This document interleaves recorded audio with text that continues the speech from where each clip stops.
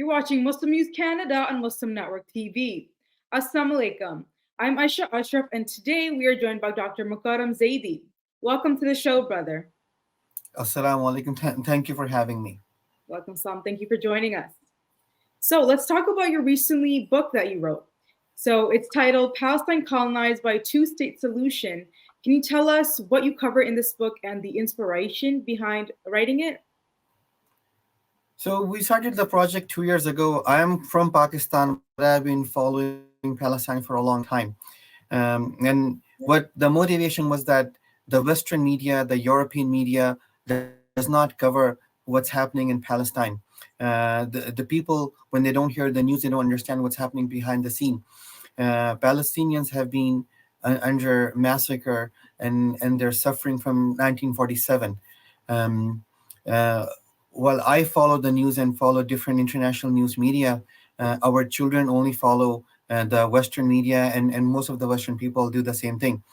And then because they do not have an appropriate knowledge, they do not object of our government sending funds, arms, ammunition, and support Israel in their right of self-defense, which is which they don't have. So we started the project as a research project 2 years ago, and we wanted to cover all the bases. The book is designed to be an academic book, a reference book for high school students, for university students to understand that by the Western world and the European world, we are the reason and our support for the plight of suffering. So the book starts from 5000 BC to prove that there were people, Canaanites were living there before Moses arrived or Abraham arrived.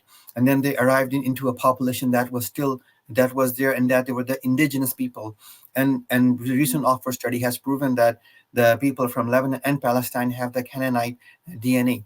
So to prove that, and then going forward, then we have Judaism, Christianity, and Islam all came to the same religion. So people from that land had accepted different religions. Going further, after Islam came, Muslim, Jews, and Christians lived peacefully for many years, till few hundred years, till the Crusaders arrived. They killed hundreds of people, and then after Salahuddin took over, and again Muslim, Jews, and Christians were living peacefully. World War II, British takeover, and they gave that gift to Israel. And that's where the plight of suffering and the Nakba starts from 1947. Their land was stolen, people were killed, and the book goes into the detail. And then there were several wars during these 75 years. Then we go into the detail of how the people are living in the West Bank and in Gaza, and their health conditions, their mental health problems, and the educational status, the access to healthcare, schooling, university, and their suffering. And then in the very essence that Palestinians are living under three different rules. For the last 20 years, Gaza is an open-air prison or a concentration camp. West Bank is under martial law. East Jerusalem is under a different law.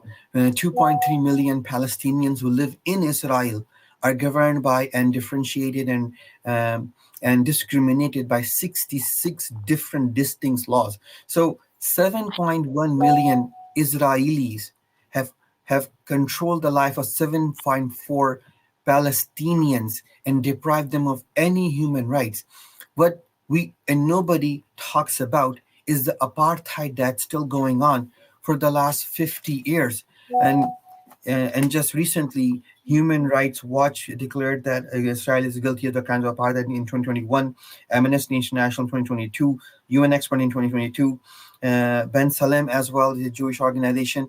And then these are the organizations that are talking about the suffering under West Bank and an apartheid state. What people don't understand, that a daily life of a Palestinian in the West Bank is full of suffering. There Yeah, are and 700 road obstacles. And so there's books, and then we go into how the Western media covers that I when was an actually Israel going to Palestinian. ask about that. Sorry to cut you off. I wanted to focus more on the book and of itself as well, especially considering the time that it was released. There's a lot going on in the world. It's at a height right now. People are learning about this for the first time, even for some folks. How was the feedback when it came out? Was it positive? Was it negative? Did you face any backlash? Any people kind of coming at you, this isn't right, or anything like that? So we have submitted the book in March to a publishing house. We edited, and the book was about to be released in October. Because of the genocide started in Gaza, they dropped the book. So we from Think for Action, we self-published it. News media did not attend our two inauguration functions for the book signing. Then I was speaking to a different reporter on an incident of Islamophobia, and I asked her that none of you have interviewed me for my book. And her words were quotation that it's not just me. No Canadian reporter would interview you and publish it into the mainstream media. And this comes from the highest level. So my book is officially banned in Canada. And what do you think? How did that make you feel? And what do you think that says about the state of the country and the education that we receive, especially for it being neutral and the way that it's perceived in the media? Why is it important to create these books? And how did you feel after getting that news? It just verified what the book was written for, because we all know that when anytime Canada votes against, in the United Nations against Palestine, that news never makes to the mainstream media. Was it not for TikTok and YouTube, we would not have known the atrocities that are committed on a daily basis, because CBC, Global News, they don't report on what's happening. As soon as somebody is injured in Israel, it's on every social media, every news major organization would report it. And the suffering of Palestinian is kind of hushed down. And so the book to be censored is the next logical step, because this book has no opinions in it. Every incident that the book talks about is referenced. So the book cannot be labeled as anti-Semitic, bunch of lies, because we hired people to go through the entire book and verify every source of the book. So the book cannot be refuted by any means. So the only way that people can't have access to it is not talking this in the mainstream media. Because if this book gets into the hand of Caucasian, basically, and European, then they would speak up against the atrocities. And that's what the main media does not want, or the powerful people do not want. And what kind of research did you undertake for this? And what were some things that maybe shocked you that you might not have known before, that you would like to kind of pinpoint for now for our viewers? We all know that people are suffering in Palestine. What had shocked me was the verbal, physical, and sexual abuse of Palestinians. 3 to 4 children are abducted every day from Palestine. They are verbally and physically abused as normal. But one child in Palestine to 2 are sexually abused every day. The females in the Palestinian prisons are undressed several times. They are sexually abused. Females on every checkpoint are molested several times. They are asked to undress. During this research, now Israeli soldiers before were doing in jails. Now what they have started to do is to go into Palestinian homes and undress females in front of their family. These incidents are, if this would happen to any European or Canadian or American female, the world would have come to fight.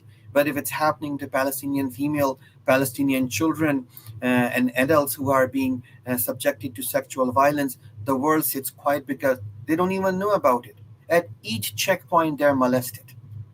And from their home to university, there are several checkpoints. And these youngsters who in Israeli army are kind of used to getting away with all the atrocities they're committed.